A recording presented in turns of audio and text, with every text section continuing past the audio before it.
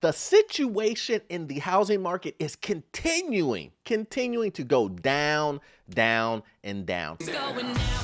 But we have valuable data that will show you guys exactly what I've been talking about. We're gonna back up everything that I've been saying for months and months and months, telling you guys what not to do and what to do. I'm gonna back it up with some data here. We have information from Zillow, actual data that will show you guys what I've been talking about. But before we jump to there, this deserves your subscription. I promise you, this will deserve, because if you've been watching me, this is exactly what I've been talking about. So 86% of you guys right now, I think it's 85, somewhere around there, that are not subscribed. Please hit that subscribe button. It really helps the channel out. But let's jump right into this. It says housing affordability hits 15-year low as prices, mortgage rates rise. May 2022 market report. We've known that affordability when it comes to the housing situation is getting ridiculous.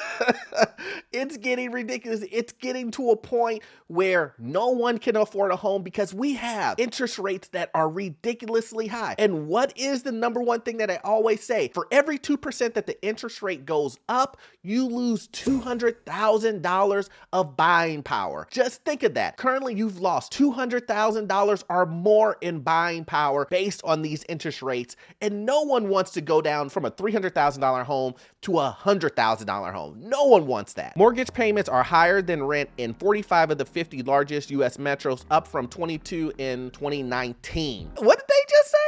I'm gonna say it for the people in the back.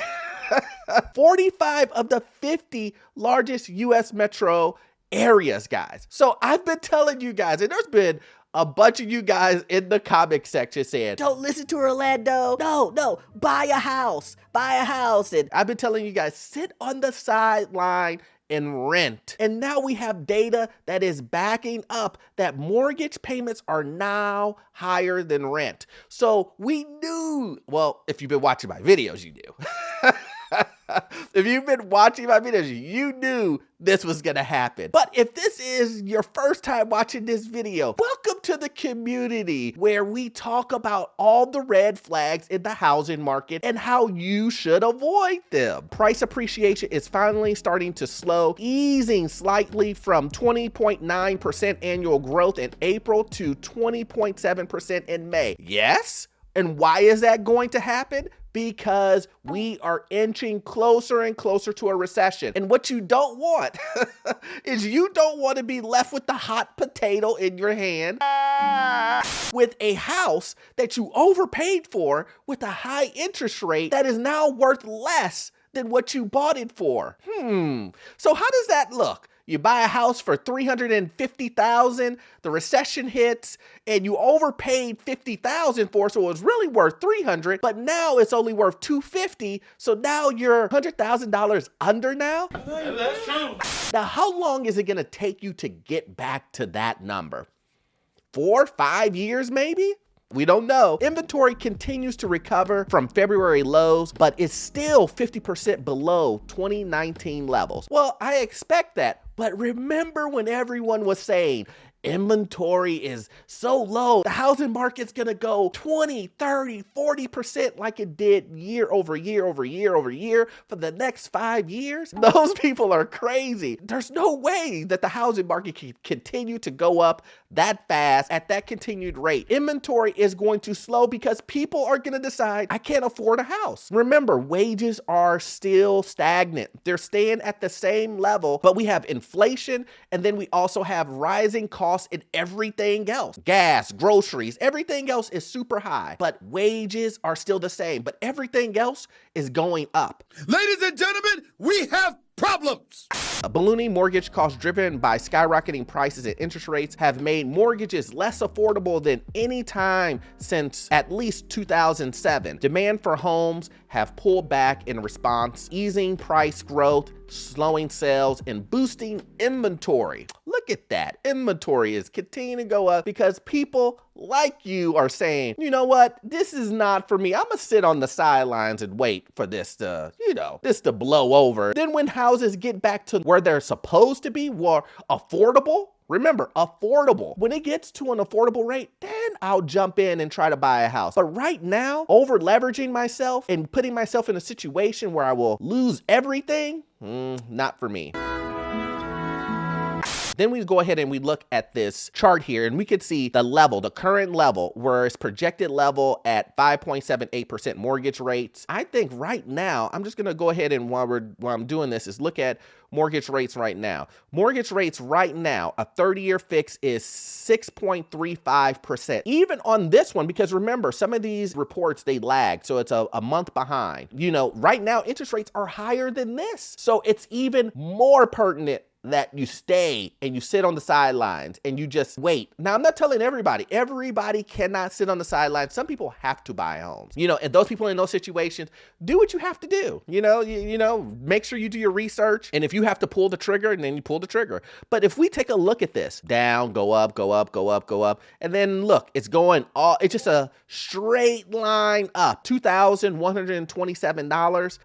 It's continued to go up, guys. Incomes are lagging further behind fast rising mortgage costs, leading to the most significant and affordable challenges in the past 15 years. The latest affordability data available from April shows monthly payments taking about 28% of homeowners' monthly income, dangerously close to the 30% threshold beyond, which is considered a cost burden. Now, we know that, guys. Like, we know that I did a video on that where I talked about how close we're getting to individuals getting to that burden cost, that point where we were in 2008 when people just gave up homes. We're 2% close to that number, guys.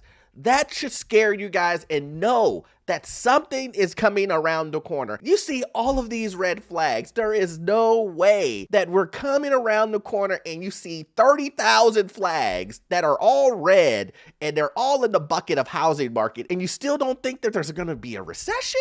Make it make sense.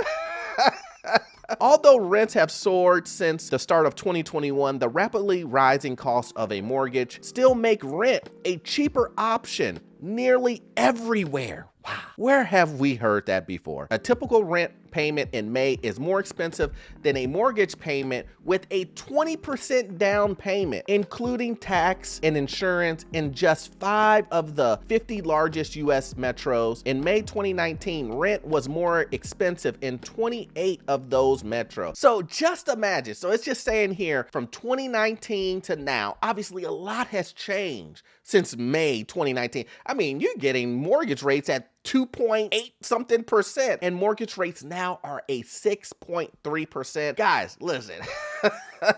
This is the data right here showing you that right now at this exact time, you can go out and get a mortgage and pay 20% down, and people are paying rent that is cheaper than your mortgage.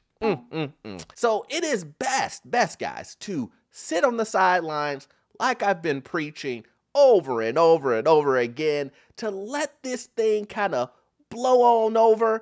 And then once the recession hits and prices come down, then we can start to have the conversation of, should we jump into some real estate right now? Meaning homes to live in, primary residence. That's what we're talking about. Inventory continues to recover. Total inventory of for sale listings continue to steady spring climb, marking 10.5% growth over April, and now sits at just 14.2% below the year ago level. However, new listings are rising at a slower pace, 5.6% month over month growth. This means listings are beginning to hang around the market longer, and the slowdown is contributing to the recovery of inventory. Well, guys, look, we've been talking about this, about a continued growth. When people decide that I'm not going to pay 6.3% on the biggest purchase of my life, and when people do that, what is the natural progression of inventory? Well, things are going to sit on the market longer. That means inventory is going to build. And that means people who decide to get into this crazy housing market right now will have more options to buy overpriced homes. So go ahead and jump into the pool of homes. But you know, they're going to be $30,000, $40,000, $50,000 homes when you're swimming through a bunch of homes. Hey, and by the way, you're gonna pay a really ridiculous interest rate on top of that. And by the way, too, You're going to pay almost double in insurance. Oh, and by the way, you're going to pay almost double in taxes, property taxes, than you did a year and a half ago. So yeah, I mean, you know, everything's gonna, and by the way, if you want appliances and you want labor to fix up the house, it's gonna be about 3 times more and take 2 times as long to get those things. It's funny because it's true.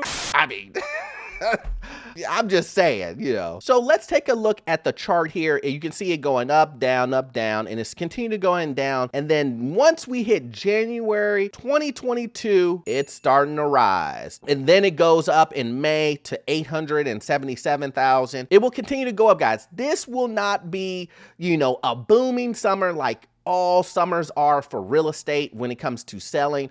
People are just not going for it this year. Let's go ahead and jump into this market report where it just puts it out very simple. Inventory is up 10.5% since April. Inventory continues to recover from the recent lows, but is still 50% below 2019 levels. Once again, guys, that is not alarming. That was back then, right? I mean, that's almost 3 years ago. So yeah, I totally understand that. A typical home in the United States is worth $349,000. Let's just say $350,000. Annual home value growth slowed slightly from 20.9% in April, which is still up, but the slowed growth is what I want you guys to look at. The slowed growth shows that things are going in a downward progression. That's what it is. Then it talks about the 3 fastest growing markets, which isn't really any surprise, guys. 2 of them are in Florida.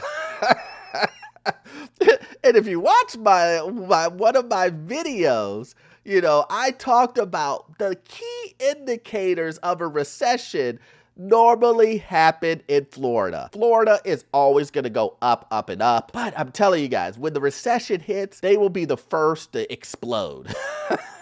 Typically, monthly rents in the United States, basically $2,000. Monthly rents are up 15.9%. The pace of annual rent growth slowed for the 3rd consecutive month. Whoa, look at that. It's slow. Look at that. It's going down. The top 3 fastest growing markets year over year. Well, once again, look at it. Every place in Florida, guys. Every place. In Miami, wow, how did that make it on the list? How did Miami make it on the list? Oh, I didn't see that coming. But once again, guys, I hope you got value out of this content. I'm gonna need you to watch this next video here. It will help you learn about this crazy housing market, get into your first rental. Check in the description. I have useful links for you to get your free credit report and join our membership program. Don't forget to subscribe, guys. I'll talk to you in the next one. Thanks.